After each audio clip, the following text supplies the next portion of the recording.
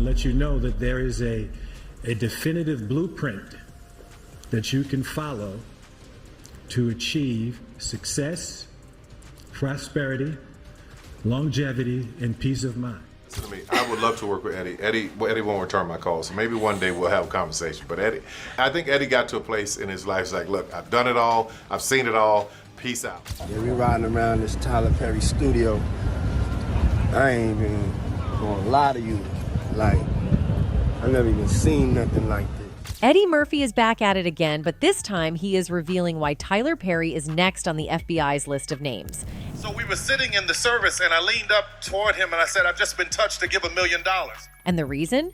Turns out he's got some connections with none other than Diddy, who's already neck deep in some serious investigations. Tyler Perry told his male actors they're not allowed to consort with me because I saw you at a Diddy party, Tyler. Now, we all know Perry as the mastermind behind Medea and an entertainment mogul, but Eddie's hinting that there might be more going on behind the scenes than anyone realized. Is Perry just caught in the crossfire, or is there something shady lurking beneath those A-list friendships? Let's find out. So every time we start talking about Diddy and his sketchy dealings with artists, Tyler Perry's name somehow always gets dragged into the mix. Kind of weird, right? Like, when you keep hearing the same thing over and over, there's usually some truth to it. And here's the kicker. Word on the street is that Tyler's actually working under Diddy. And guess who let that little secret slip? Yep, Eddie Murphy himself. Sometimes those gut feelings end up being right on point, but let's hear what Eddie had to say about it. Racist. I ain't hooked up in all that racism. My motto is life is just be happy. Eddie Murphy just dropped a truth bomb about how Hollywood has been treating black actors for years. He basically called out the industry for purposely keeping them divided instead of united. Murphy didn't sugarcoat it either. He hinted at some shady stuff happening behind the scenes to keep this separation going strong. It's a messed up reality where black actors are being pitted against each other instead of lifting each other up. What's worse, he says these toxic dynamics are getting passed down to the next generation, making the divide even deeper within the community. It's a serious issue that needs some real attention. But why is there so much fear? People have been talking about Eddie Murphy's insane output, like over 50 movies in under 5 years. But only a handful of those films were directed by black directors. That really makes you think about how the industry operates and might explain why Eddie and Tyler Perry haven't linked up on a project yet. It's like there's this weird hesitancy, you know? And it's not just them. The same energy seems to be why we haven't seen Will Smith and Denzel Washington team up for a bunch of films. The way Al Pacino and Robert De Niro keep doing, it's almost like some unspoken rule is keeping them apart. And honestly, it's a shame because the kind of magic they could create together, that would be legendary. Yeah, it was wise. Especially that we are meeting kind of for the first time. That's important. So yeah, that does help. The reason Tyler and Eddie Murphy haven't teamed up seems to go a bit deeper. Right now, people around the world are waking up to just how vulnerable Black lives really are, mainly because of all the messed up outcomes tied to systemic issues. With the Black Lives Matter movement gaining steam, more folks are realizing how important it is to push for real change, especially when it comes to economic empowerment. The president of the Canadian Black Chamber of Commerce says more businesses are seeking her help. Eddie Murphy's been dropping some hints about shady stuff going on in the industry, and it's got people wondering if Tyler Perry might be mixed up in it. Funny enough, Eddie's only Oscar nomination came from Dreamgirls, which was directed by Bill Condon.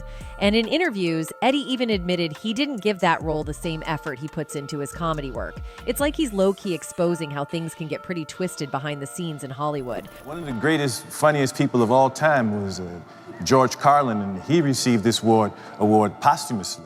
Critics are still breaking down Eddie Murphy's iconic performance in The Nutty Professor, where he went all out with makeup and prosthetics to play the entire Klump family. And it wasn't just a one-time thing. He pulled off the same magic in the Coming to America movies, especially in that hilarious barbershop scene everyone remembers. Yeah, I ain't saying Clay ain't bad. I'm just saying I stopped liking Cash Clay once he changed his name to Muhammad Ali. During a chat on the Real Blend podcast with Coming to America director Craig Brewer, we got into the topic of Eddie Murphy's repeated snubs by the Academy. Brewer didn't hold back, saying, "It really bothers me. I feel like it's even more stilted against Eddie because people think it's easy for him. Sure, maybe some things come naturally to Eddie, but what people don't see is the work behind the scenes. I see him in the makeup chair, listening to music, getting into the zone, rehearsing lines. On set, he doesn't mess around. He goes back to his chair between takes and gets into this trance, working and working. There's real craft there. But I worry people assume, oh, Eddie's just being funny, like always." That's not true. Yes, he's hilarious, but it's not just flipping a switch. Fans agree it's an unfair judgment, and Eddie isn't the only comedian overlooked by the Academy. One person vented online, "No one ever said Hollywood had morals. The awards are rigged. Heat had one of the most realistic gunfights ever filmed, and it didn't even get an Oscar nod." Another chimed in, "Award shows are all about which studio spends the most to sway the jury, like Weinstein used to do. And let's not forget Hollywood's a problem with child actors." Some believe these frustrations might explain why Eddie refuses to work with Tyler Perry.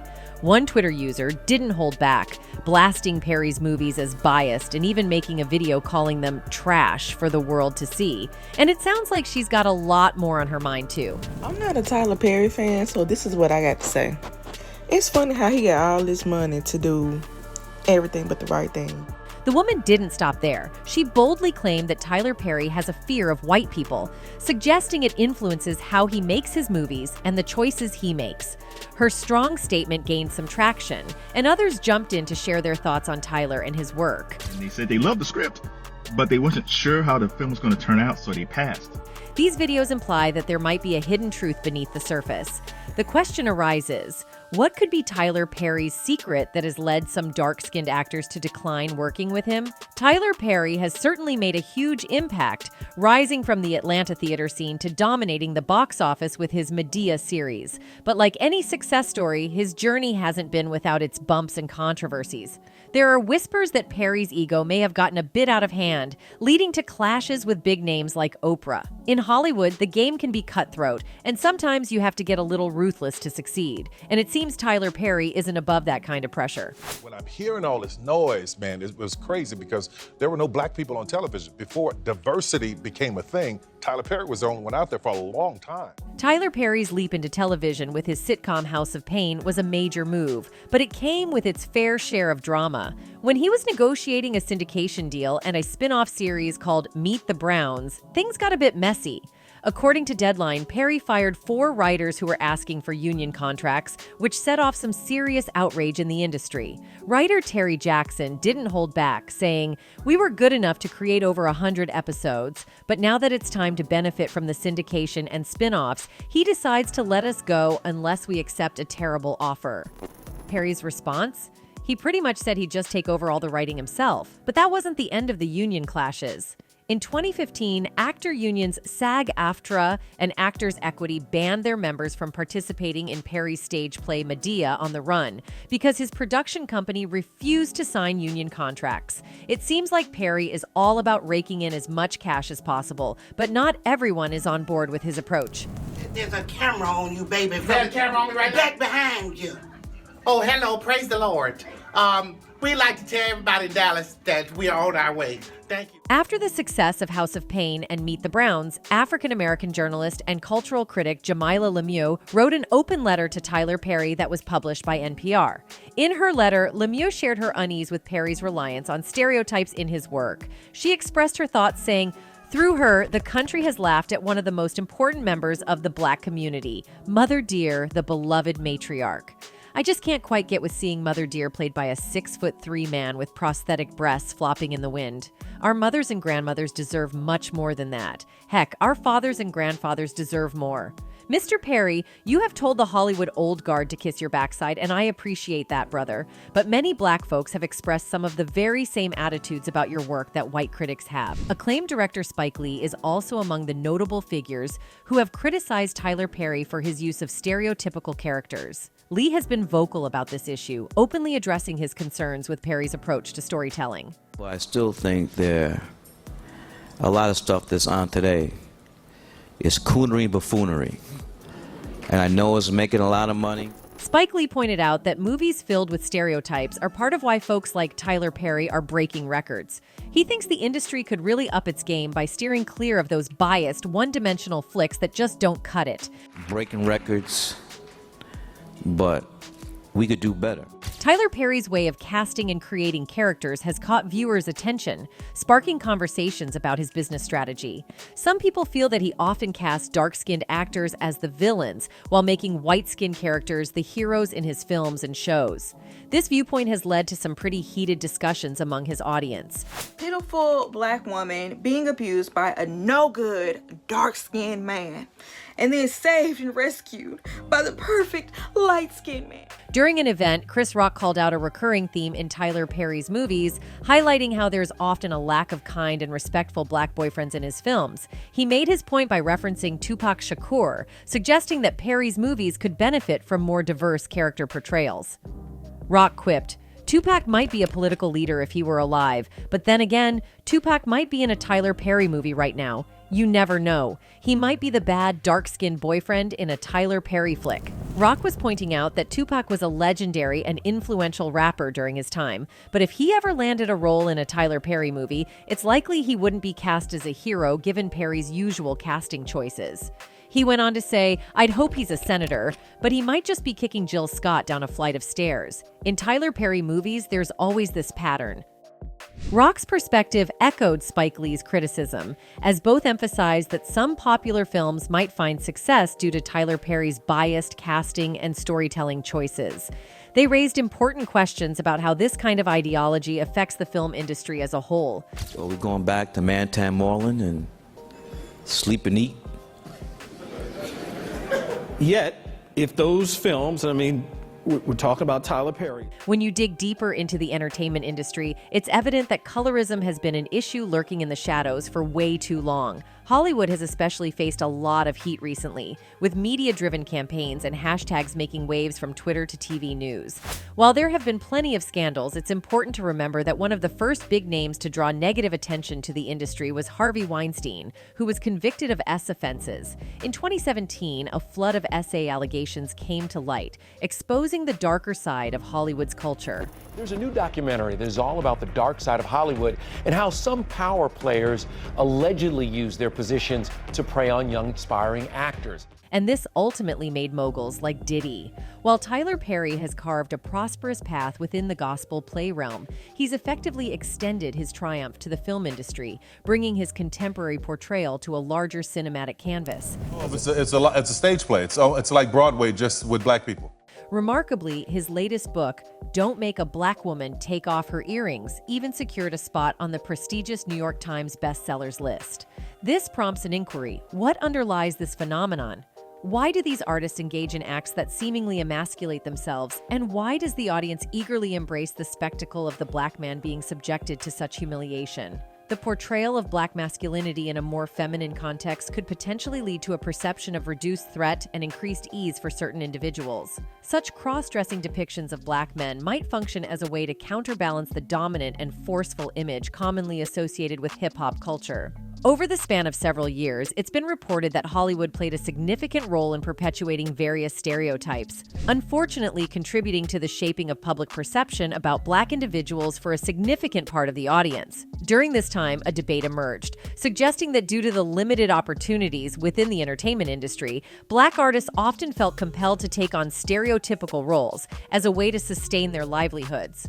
A weak person cannot get to sit here and talk to you. Although the entertainment industry hasn't fully reached a state of racial equality, present-day performers do have a certain level of control over their choices.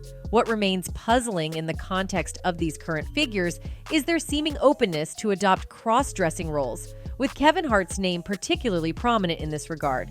Many people have come out to express that they are opposed to witnessing further instances of black men in dresses, with the belief that this phenomenon has run its course. Supposedly, our society is already influenced by numerous factors seeking to undermine the masculinity of black men, and there's no need to contribute to these forces in any way. When things happen that can possibly affect your brand, your brand can be diminished, and you don't want that to happen. So, protecting my brand is definitely a priority. Tyler and Diddy have been tight for years, always speaking highly of each other in public, doing business together, hitting up events and awards shows, and the parties? You already know what goes down at those. Rumors are swirling that the feds found video evidence of some wild stuff at these parties, and Diddy's own personal ex-bodyguard Gene Deals even hinted that other big names are caught up in it.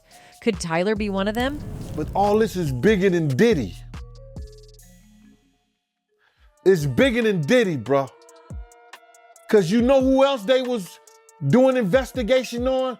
And now that Diddy's facing arrest, the heat's on. So what's Tyler running from? Hollywood is clearly shaking and some folks are running for the hills. So is this the beginning of a massive takedown in Tinseltown? And now it is in the form of movies and shows in which Tyler Perry is one of the major examples, and this is not hidden now, as we have seen in his movies that black-skinned actors are always villains in his movies. One major example is Steve Harris, who played Charles McCarter in Tyler's one of the most classic movies, Diary of the Black Mad Woman. He was a successful lawyer, but far from being an ideal husband. Shockingly, Charles discloses to his wife Helen the existence of another woman in his life and proceeds to treat her rudely, eventually kicking her out of their home. Blair Underwood portrayed the character Carlos in one of his movies. Carlos is depicted as a controlling investment banker who exercises dominance and control over his girlfriend in the film.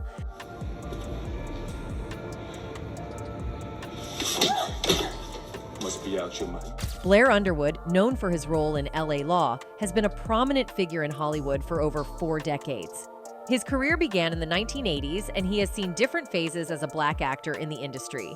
Underwood recently shared insights into his early career and his encounter with Oscar-winning actor Sidney Poitier. And of course, this is what the kids are now calling a classic movie.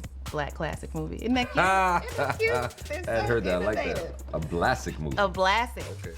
During the 1980s, the representation of black faces on screen was rare, and the roles available were often limited and stereotypical, which didn't provide much variety for black TV viewers.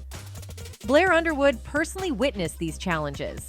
He and Denzel Washington were seen as prime examples of black male representation on TV and in film during that era, receiving praise and recognition for their work.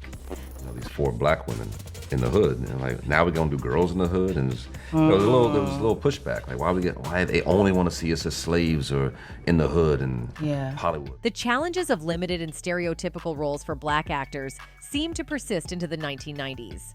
Blair Underwood recalled that during this period, virtually every black actor and actress in Hollywood, regardless of their name recognition or skill level, found themselves auditioning for the same roles, highlighting the lack of diverse opportunities in the industry. Henry, I've been a history buff like most of my life. I love history. You do? I don't know a lot about history, but I love. Philip Van Leer also got the chance to play a villain in Tyler's movies. He had a prominent recurring role in the first and second seasons of the show as a D dealer. No. Harry, Brenda, Harry. Hey. Harry's a high school coach now. Ion Overman also appeared as a negative character in one of Tyler's movies, named Medea Goes to Jail, as Linda Davis. Linda in the movie, an envious assistant district attorney who is engaged to Joshua. She secretly engages in illegal activities such as fraud, evidence tampering, and providing false legal documents involving some of the people she has prosecuted. Ron Rico Lee portrayed Chuck, an assistant district attorney and Joshua's friend in the film. Another actor, Brian White, was signed as a villain by Tyler Perry in his film I Can Do Bad All by Myself. He played the role of Randy, who is an abusive boyfriend and the antagonist of the show. See the way you've been looking at me. See, this here my house, and I can let you, and 2 little nappy boys, stay here. Right. You might notice that all the negative characters in Tyler's movies and shows are very abusive towards women. This thing has been very concerning, and many people raise their voices for this too. One such example was seen in his shows Bruh and Sistas. Bro seems to revolve around the lives of 4 black men as they navigate various aspects of their lives, including relationships, friendships, and careers. The synopsis suggests that these men share a deep and enduring bond that resembles family, even if they aren't related by blood. Their close-knit friendship is characterized by warmth and camaraderie, evident from their bright and happy smiles in the promotional material. She says she moving in. She seemed nervous. I'm a little confused. Wait. Okay, take it back. The question here is, what's the reason behind such behavior with dark actors? Tyler Perry has always been tight with Diddy, but now rumors are swirling that he was caught on tape during one of Diddy's wild freak-off sessions and has even been spotted in court. Word on the street is that Diddy might be ready to throw Tyler under the bus for his own set of crimes just to cut himself a better deal. Something together real soon because they're not playing with him. He has to put something together real soon and say, yo, listen to me. I know this, I know that. It's way bigger than Diddy. Diddy and Tyler Perry go way back. And in 2023, everyone was buzzing about their battle, along with Byron Allen, to snag a majority stake in BET. In an interview with Billboard, Diddy even talked about wanting to team up with these two heavyweights. And let's be real, teaming up with other big names is just how Diddy rolls. He's turned his edgy rap persona into a billion-dollar empire. Some Wall Street insiders said Diddy wasn't playing it safe at all. He was cold emailing folks left and right with his business ideas. But guess what? Nobody was mad. In fact, a lot of them were super impressed. One CEO from the New York Stock Exchange even called him an inspiration, likening him to the founding fathers. One fan commented on this saying, Diddy has been said to be an extremely jealous and territorial. It's why he takes them shopping. Meek Mill rapping about having S with other women insulted Diddy. It's why Meek, a few seconds later in the rap, pays homage to Diddy, and Diddy wraps his arms around Meek. He let us know that the rap stuff is fake, but what him and Diddy have is real. Now, there were rumors flying around about Tyler Perry being involved in some shady human TF-icking stuff, and conveniently, that's when he popped up in a PSA about it. The timing is a little too perfect, don't you think? Human is a crime often hidden in plain sight. We like to think that it only happens in other places and only affects other people, but sadly it's happening right here in our backyard. The Medea star later went on to say that many victims are being teed by people that they trust. It is clearly important to know the warning signs of ST and how to report suspicious activity. It can save someone's life. Perry added, people have since put two and two together and worked out that A, Diddy and Tyler are businessmen at heart, and B, Diddy needed T-Ed women, and Tyler seemingly provided them. But it's not just that. Tyler Perry has been spotted with Diddy on several occasions, such as events, award shows, and even parties. Yes, he has been to Diddy's parties, and you know what that means. Those people who was caught at Diddy's party did not know that he had 250 tape recorders. It's been reported that people like Tyler Perry are feeling concerned about P. Diddy's recent legal troubles, worrying it could open up a can of worms following his arrest. Adding to all the drama, Diddy's former bodyguard, Gene Deal, has dropped some serious bombshells. He claimed that Diddy allegedly kept tapes of politicians caught up in his infamous freak-off sessions and hinted that Diddy's recent arrest might be connected to a much bigger corruption scandal that's currently rocking New York City politics. I was like, no, I'm gonna look stupid. At the end of the day, you gotta know that you're a brand. Gene, who worked for Diddy throughout the 90s, shared on the Art of Dialogue podcast that the charges could potentially drag in some major officials and celebs from New York. This comes just 6 months after federal agents raided Diddy's mansions in LA and Miami, where they supposedly found over 1,000 bottles of baby oil and lube. Prosecutors are saying these were used during those notorious freak-off parties. So now with them finding all that and you being at a Diddy party, you know you may have done something that was caught on one of those tapes. Because of this, a lot of people think he might spill the beans on other celebrities. Either way, it looks like Tyler's in hot water again. That's all for today. See you in the next video. Until then, goodbye.